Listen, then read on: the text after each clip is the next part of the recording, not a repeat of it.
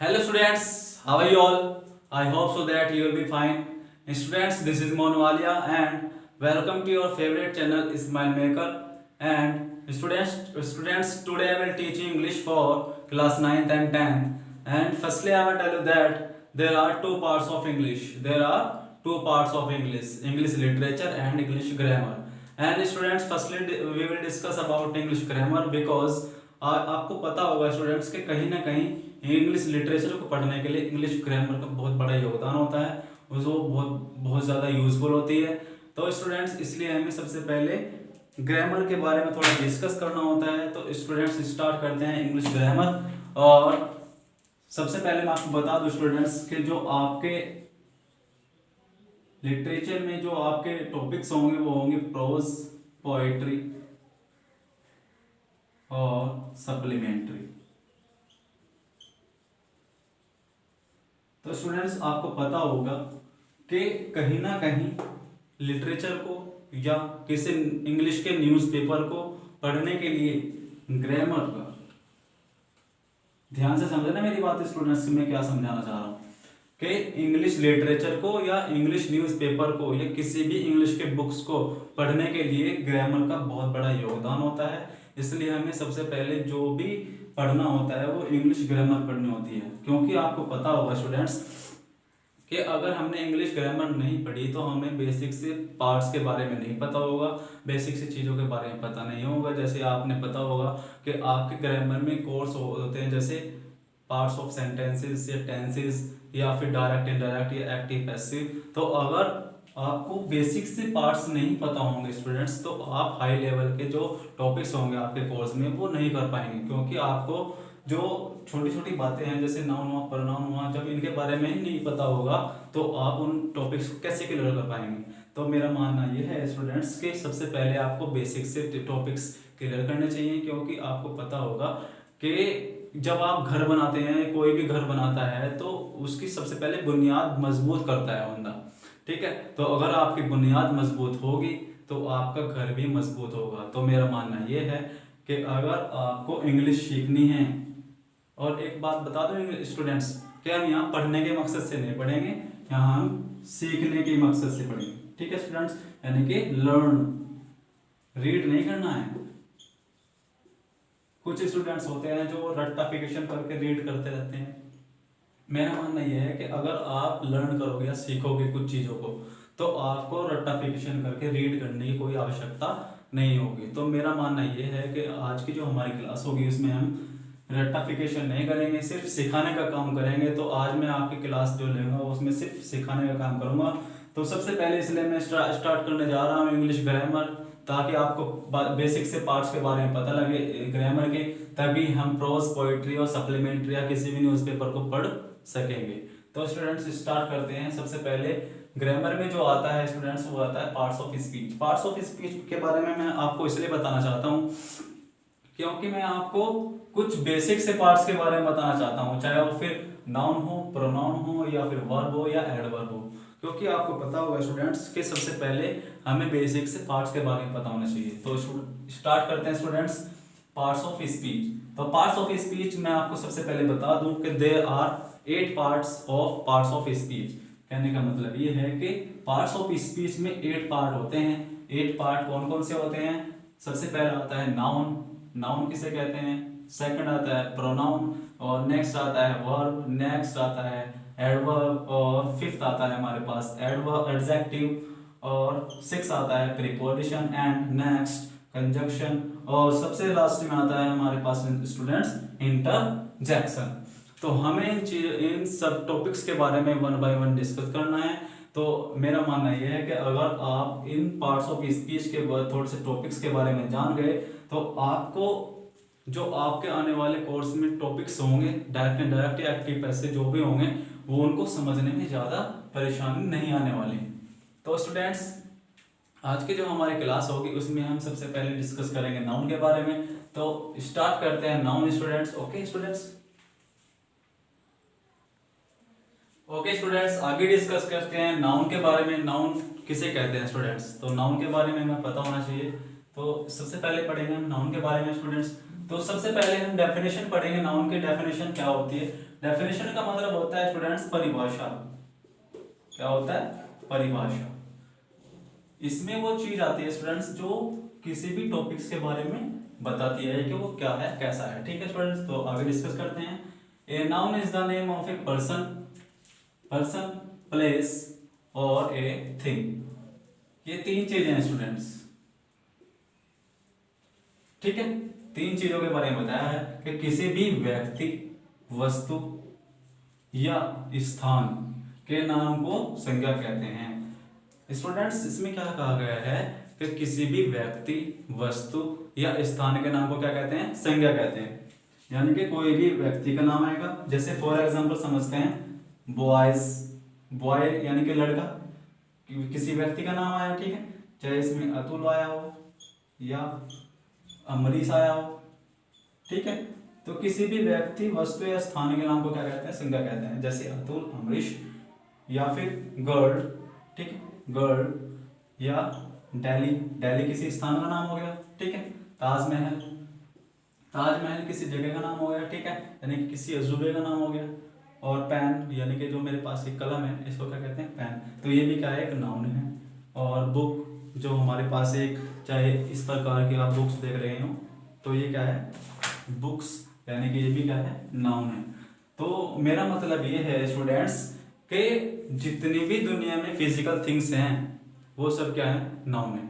अब आप सपोज करो कि आप भी चारों तरफ से नाउन से घिरे हुए हैं। आप देख सकते हैं कि आप जिसके ऊपर बैठे होंगे, या चेयर के ऊपर या फिर किसी स्टूल के ऊपर, वो भी क्या है? एक नाउन है। आपके पास जो स्मार्टफोन है वो भी क्या है? नाउन है। ठीक है, आपके पास बुक्स होंगी, वो भी क्या है? नाउन है। आपके पास, आपके घर में जहाँ पे आप बैठे होंगे, बल्ब होगा या फिर फैन होगा, वो भी सब क्या है? नाउन है। ठीक है स्टूडेंट्स, तो कहने का मतलब ये है कि जितनी भी दुनिया में फिजिकल थिंग्स हैं वो सब क्या है? नाउन है। इनके नेमिंग वर्ड को, नेमिंग वर्ड मतलब जो इनके नाम होते हैं। ठीक है, नेमिंग वर्ड्स को क्या कहते हैं स्टूडेंट्स? क्या कहते हैं? नाउन कहते हैं। अब जैसे बॉय आया था, अमरीश या अतुल, तो ये क्या है? इनके नाम है। तो कहने का मतलब ये है कि जितनी भी दुनिया में फिजिकल थिंग्स होंगी, उन सब के नेमिंग वर्ड को क्या कहेंगे? हम नाउन कहेंगे। तो इसी को क्या कहते हैं? नाउन। ठीक है, अब फॉर एग्जांपल मैंने आपको बता दिया कि बॉयज, गर्ल, दिल्ली, ताजमहल, ये इस प्रकार के वर्ड्स को हम क्या कहेंगे? नाउन कहेंगे। कहने का मतलब ये है स्टूडेंट्स कि आपको दुनिया में जितनी भी चीजें देखें, ठीक है, चाहे वो पेन हो, चाहे कॉपी हो, चाहे बुक्स हो, ठीक है, वो सब क्या होंगी? नाउन होंगी। ठीक है स्टूडेंट्स, आगे डिस्कस करते हैं इनके काइंड्स के बारे में। तो आगे डिस्कस करते हैं।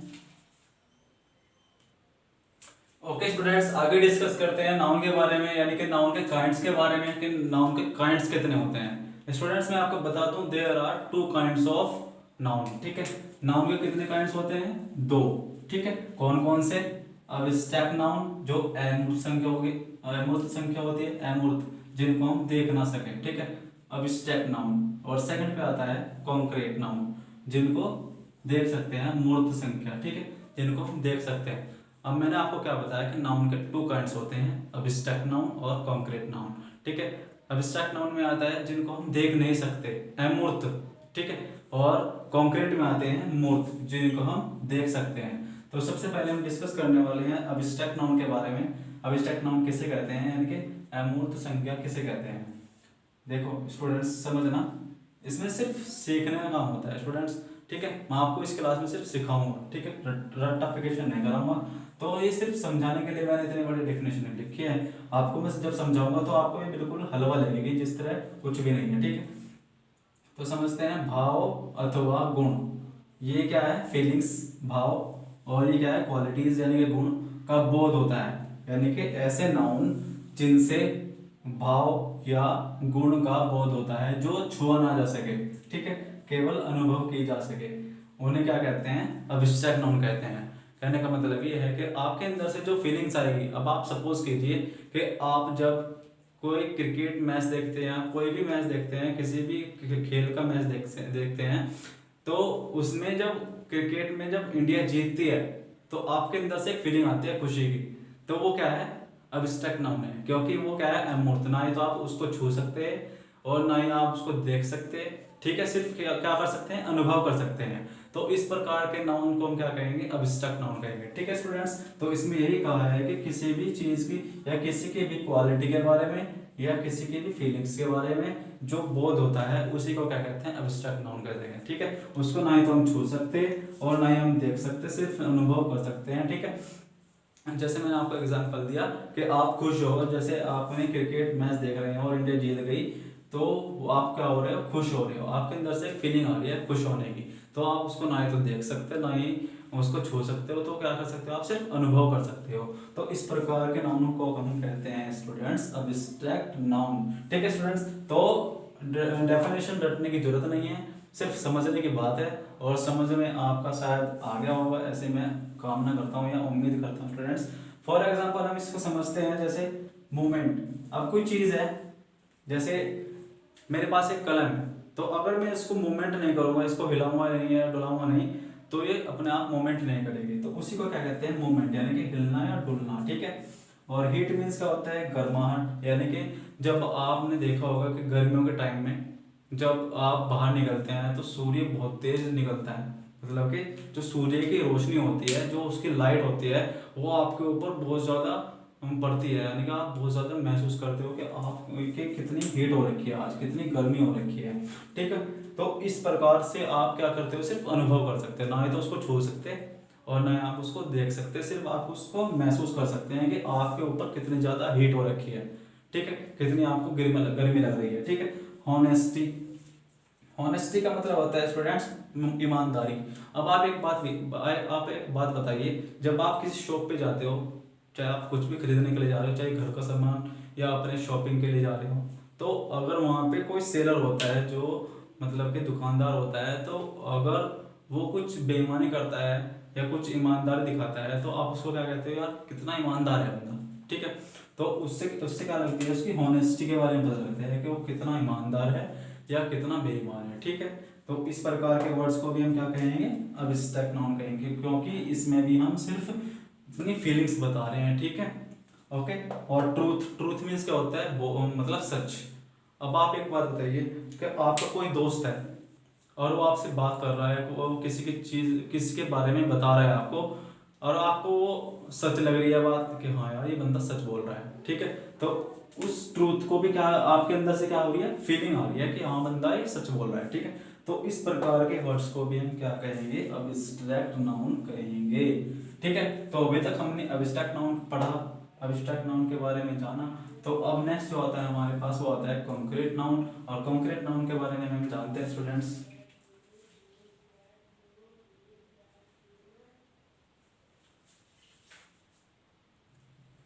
ओके स्टूडेंट्स, आगे डिस्कस करते हैं कॉन्क्रीट नाउन के बारे में। कॉन्क्रीट नाउन किसे कहते हैं, कॉन्क्रीट नाउन स्टूडेंट्स ऐसे नाउन जिन्हें देखा व छुआ जा सके, तो इस प्रकार के नाउन को क्या कहते हैं, कॉन्क्रीट नाउन कहते हैं, ठीक है। जैसे फॉर एग्जांपल समझते हैं पेन। अब मेरे पास स्टूडेंट्स एक पेन है जिससे मैं लिख रहा हूँ, तो इसको मैं छू सकता हूँ और देख भी सकता हूँ, तो इस प्रकार के वर्ड्स को हम क्या कहेंगे, कॉन्क्रीट नाउन, ठीक है। बुक्स हो गई, बॉय हो गया, गर्ल और डॉग, तो इन सभी को हम देख भी सकते हैं और छू भी सकते हैं, तो इस प्रकार के वर्ड्स को हम क्या कहेंगे स्टूडेंट्स, कॉन्क्रीट नाउन, ठीक है। तो कॉन्क्रीट नाउन हमने पढ़ा और अब्स्ट्रैक्ट नाउन हमने पढ़ा। अब एक बात समझना स्टूडेंट्स कि कॉन्क्रीट नाउन में ही इसके 5 प्रकार होते हैं, यानी कि there are 5 parts of concrete noun, ठीक है। जैसे फॉर एग्जांपल 1, मतलब फर्स्ट जो आता है वो आता है कॉमन नाउन। मैंने क्या कहा students, there are 5 parts of concrete noun. Concrete noun के 5 प्रकार होते हैं, ठीक है। जिस प्रकार नाउन के 2 प्रकार आए थे, अब्स्ट्रैक्ट नाउन और कॉन्क्रीट नाउन। अब्स्ट्रैक्ट नाउन के बारे में हमने पढ़ा, बट उसके कोई पार्ट्स नहीं थे, यानी कोई काइंड्स नहीं थे। बट इसमें कॉन्क्रीट नाउन जो आया है, इसमें क्या आया है स्टूडेंट्स, 5 पार्ट्स, यानी कि 5 काइंड्स आए हैं। कॉन्क्रीट नाउन के, ठीक है। तो उन कॉन्क्रीट नाउन के जो 5 पार्ट्स हैं उनके बारे में हम डिस्कस कर रहे हैं। तो फर्स्ट पे आता है कॉमन नाउन, और सेकंड पे आता है प्रॉपर नाउन, थर्ड पे आता है कलेक्टिव नाउन,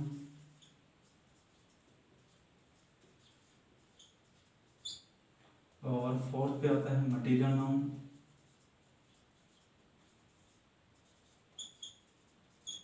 और फिफ्थ पे आता है स्टूडेंट्स, जो फिफ्थ पे आएगा स्टूडेंट्स वो आएगा आपका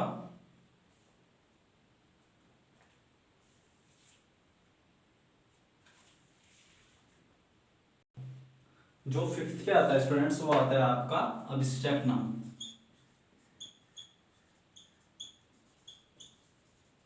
अब आप एक बात समझना स्टूडेंट्स के अब्स्ट्रैक्ट नाउन के बारे में इसके बारे में तो हमने डिस्कस कर लिया है ऊपर, ठीक है। जो आपका कॉन्क्रीट नाउन से पहले आया था, फर्स्ट पे आया था, जो वो आया था अब्स्ट्रैक्ट नाउन। आप कहेंगे उसके बारे में तो हमने डिस्कस कर लिया, बट इसमें क्या होता है स्टूडेंट्स के अब्स्ट्रैक्ट नाउन इसमें भी आता है कॉमन, उसमें किसमें, कॉन्क्रीट नाउन में, क्योंकि कुछ पार्ट्स उसके इसमें भी देखने को मिलते हैं, तो इसलिए हमें सब कुछ पढ़ना होता है, ठीक है स्टूडेंट्स।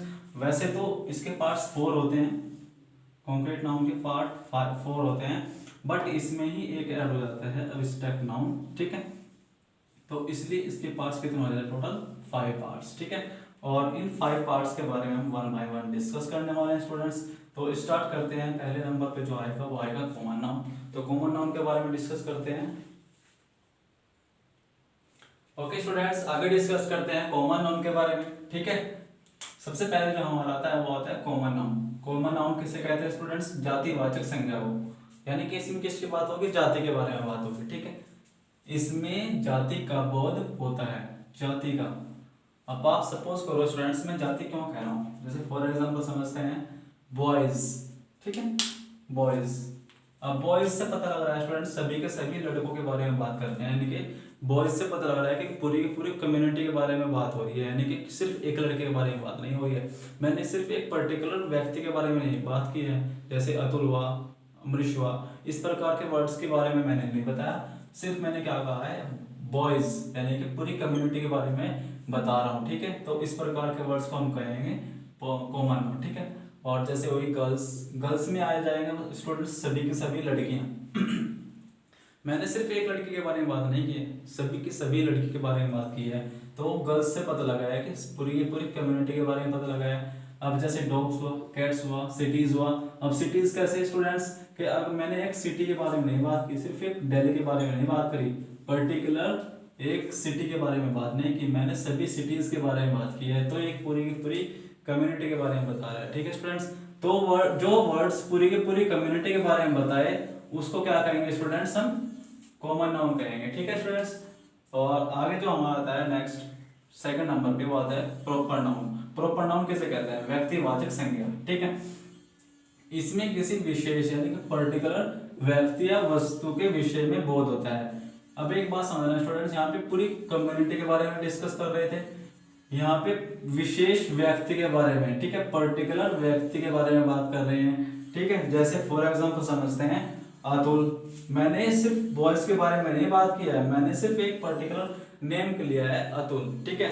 तो इससे क्या पता लग रहा है कि सिर्फ एक लड़के के बारे में बात कर रहा हूँ, तो इस प्रकार के वर्ड्स कहेंगे हम प्रॉपर नाउन, ठीक है।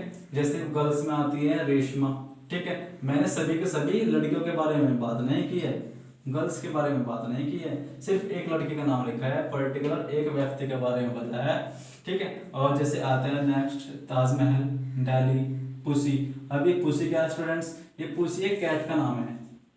अब यहाँ पे क्या था, कैट्स, बहुत सारी कैट्स, यानी कि बहुत सारी बिल्लियों के बारे में बात कर रहे थे। जितनी बिल्लियां हैं हमारे पास, बिल्ली आपने देखी होगी घर में या आस पड़ोस में बिल्ली घूमती रहती हैं, तो मैंने सभी के सभी कैट्स के बारे में यहाँ डिस्कस किया था, जाति के बारे में बताया था। बट यहाँ पे हमने सिर्फ एक कैट्स के बारे में बात की है, सिर्फ एक कैट के बारे में। आपने देखा होगा कि कोई बहुत से व्यक्ति जो होते हैं वो कैट्स को पालतू बना के रखते हैं, पाल के रखते हैं, ठीक है, अपने घर में पाल के रखते हैं, तो उसका नाम कुछ भी रखते हैं, जैसे पूसी, तो एक पर्टिकुलर कैट के बारे में बात आ रहे हैं, तो इस प्रकार के वर्ड्स को हम कहेंगे प्रॉपर नाउन। ठीक है स्टूडेंट्स, तो मैंने अभी तक आपको आपको दो काइंड्स के बारे में बताया, कॉमन नाउन के बारे में और प्रॉपर नाउन के बारे में। I hope so that you will be understand. आगे चलते हैं स्टूडेंट्स, डिस्कस करते हैं नेक्स्ट। ओके स्टूडेंट्स, आगे डिस्कस करते हैं। जो थर्ड नंबर पे आता है हमारा वो होता है कलेक्टिव नाउन, यानी कि समूहवाचक संज्ञा। ठीक है स्टूडेंट्स, इसमें किसकी बात होगी? समूह की बात होगी। समझ रहे हैं स्टूडेंट्स, इसमें ग्रुप यानी कि समूह के विषय में बोध होता है। समूह यानी कि ग्रुप। अब आप एक बात बताइए स्टूडेंट्स, मैंने आपको अभी थोड़ी देर पहले कॉमन नाउन पढ़ाया था, कॉमन नाउन, ठीक है। लेकिन कॉमन नाउन में किसके बारे में बात होती? जाति के बारे में, यानी कि पूरी की पूरी कम्युनिटी के बारे में। ठीक है,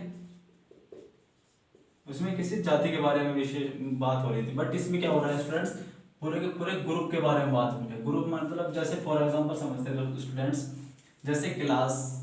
अब आप सपोज कीजिए स्टूडेंट्स कि जब आप स्कूल में जाते हैं, कहीं भी कॉलेज में जाते हैं, तो वहाँ पे आप जहाँ पे बैठते हैं क्लासेस में, तो वहाँ पे बहुत सारे बच्चे होते हैं, यानी कि बहुत सारे स्टूडेंट्स होते हैं। तो वो एक समूह बनाकर पढ़ते हैं। ठीक है, तो उस समूह को क्या कहते हैं? Collective noun. ठीक है, तो वहाँ पे भी क्या हो रहा है? क्लास में हम इकट्ठा हो रहे हैं, यानी कि गैदरिंग हो रही है, तो उस गैदरिंग को कहते हैं कलेक्टिव नाउन। ठीक है, आर्मी होती है, आर्मी।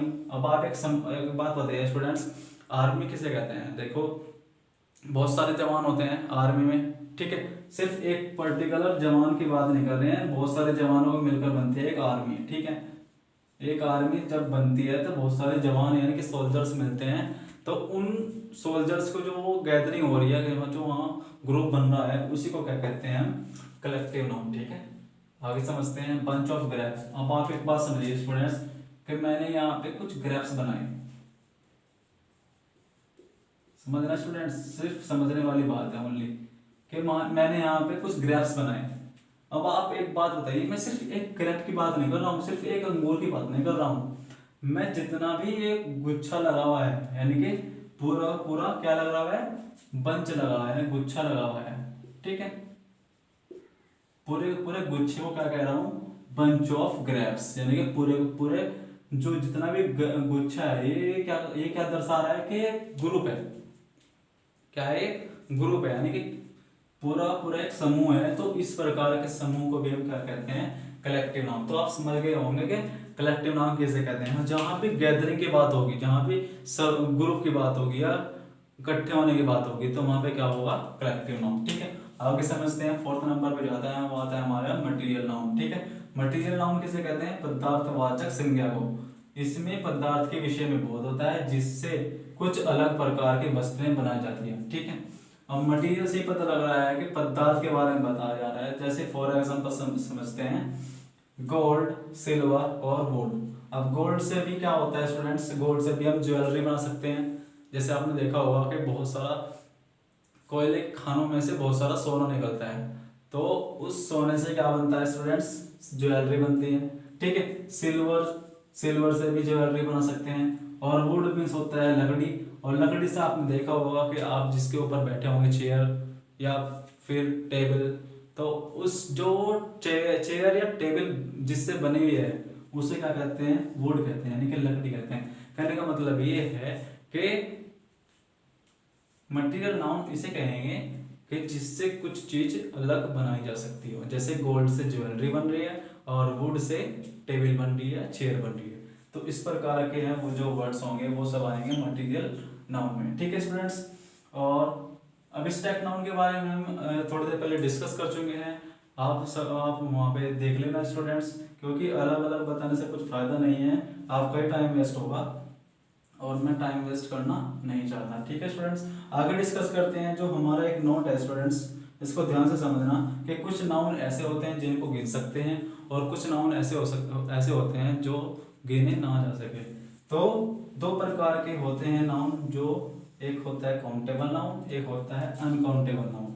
तो काउंटेबल नाउन किसे कहते हैं स्टूडेंट्स? जिनको गिना जा सकता हो, जिनको गिना जा सकता हो। जैसे बॉयज, अब बॉयज तो बहुत सारे होते हैं, हम गिन सकते हैं। ठीक है, बॉयज को वन बाय वन, जैसे मैं एक लड़का हूँ, तुम एक लड़के हो, या फिर गर्ल है तो गर्ल को भी हम गिन सकते हैं। ठीक है, और पेन हुआ, मेरे पास एक पेन है तो इसको मैं गिन सकता हूँ। अब मेरे पास चाहे हज़ारों पेन हो तो अब मैं वन बाय वन उनको गिन सकता हूँ।